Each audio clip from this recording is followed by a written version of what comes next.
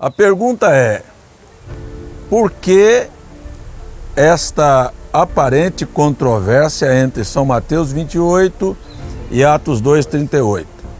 Eu quero dizer que, para mim, dentro da minha visão da Bíblia, há, sobretudo, um intento que passou desapercebido das pessoas, que é o trabalho de Satanás em diminuir ou destituir da vida das pessoas uma oportunidade que está envolto do nome do Senhor Jesus. Existe um mistério muito grande que envolve o nome de Jesus Cristo. É tão grande este poder que existe neste nome que, sem perceber, as pessoas caíram nesta trama. Nós sabemos que a igreja nasceu no dia de Pentecostes, começou batizando em nome do Senhor Jesus.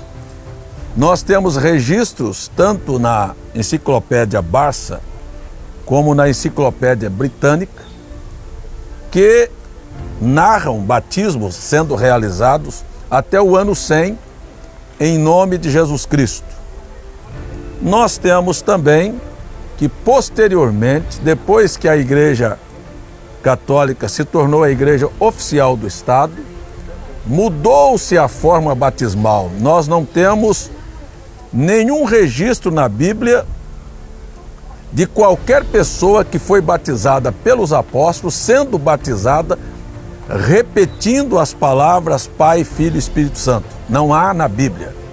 Se alguém é batizado assim, é batizado de uma forma que não tem sustentação bíblica. A pergunta é, e é muito comum ouvirmos pessoas dizer assim: eu prefiro ficar com Jesus do que com os apóstolos.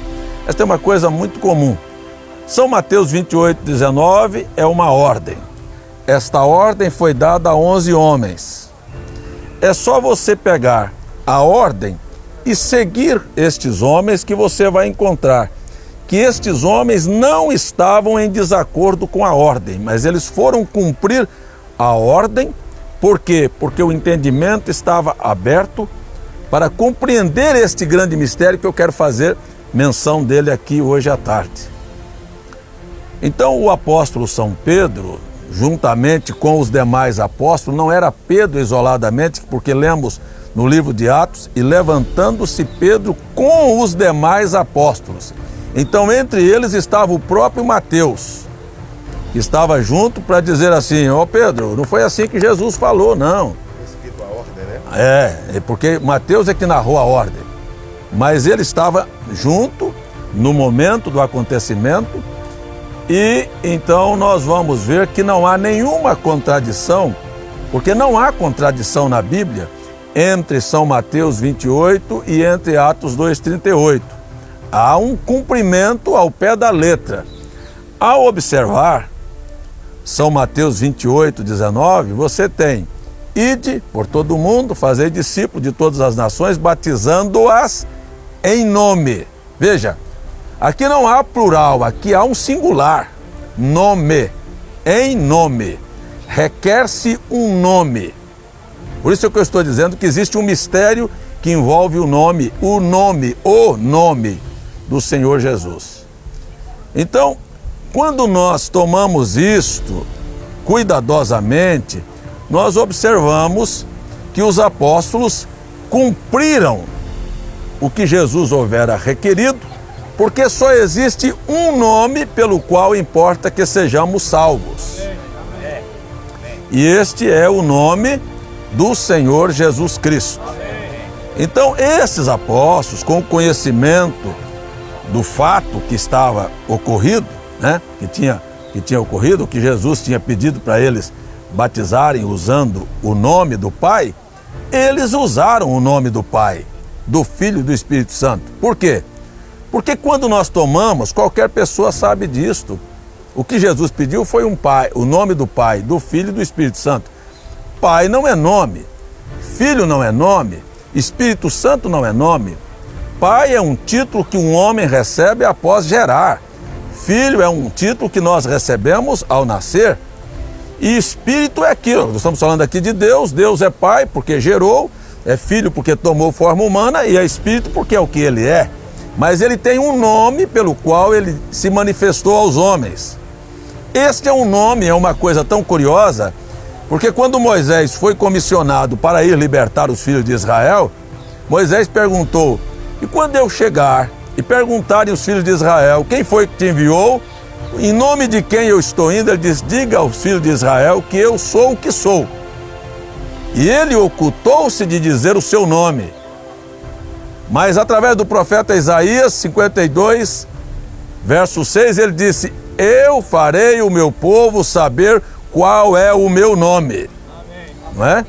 E quando nós encontramos Jesus em sua passagem pela terra, ele disse assim: Pai, eu os fiz saber qual era teu nome.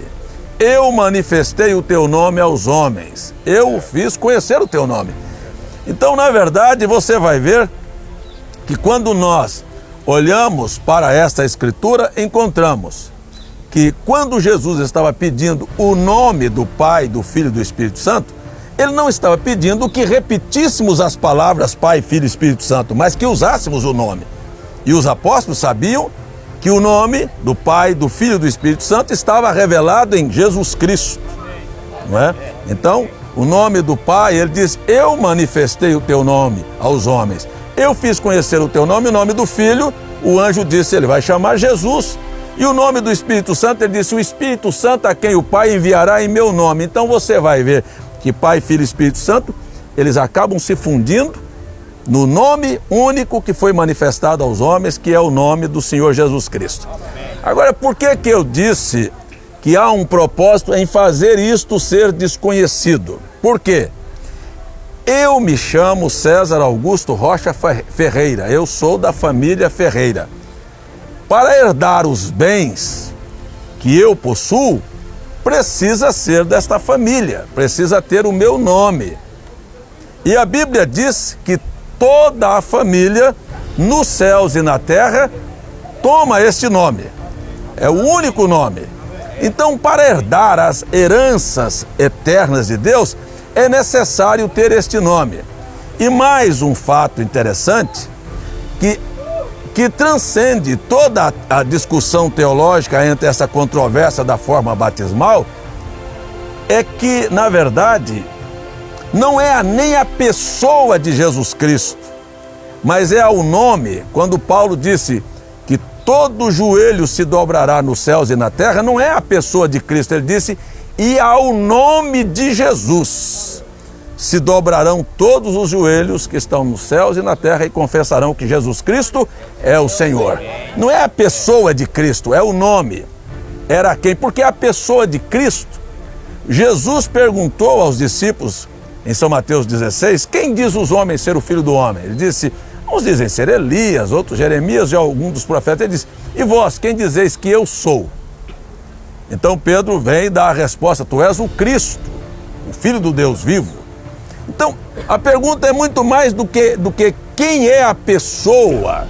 Mas você vai ver que Jesus vem um pouquinho e diz assim: e eu também te digo que tu és Pedro, e sobre esta pedra edificarei a minha igreja, e as portas do inferno não prevalecerão contra ela. A Igreja Católica diz: veja, Jesus está dizendo que vai edificar a igreja sobre Pedro. Os evangélicos vêm e dizem: a igreja de Jesus está edificada sobre a pessoa, o homem Jesus. E, na verdade, Jesus edificou sua igreja sobre a revelação de quem ele era. Porque você vai ver que as pessoas não sabem nem quem é Jesus. Quem é Jesus? Onde está Jesus? Não é? Então, isso é uma coisa que fica vaga, que vai ficando vaga, vai ficando longe da realidade. Porque quem é Jesus? Jesus não é a segunda pessoa da Trindade. Isto é uma contradição. Jesus vem e diz: eu sou o primeiro e o último. Alguém vem e diz: ele é o segundo. Jesus não está na divindade, é a divindade que está em Jesus. Era Deus em carne humana. As pessoas não sabem quem é Jesus. Então, aonde está edificada a igreja? Sobre um homem ou sobre a pessoa de Cristo que não sabem nem quem é.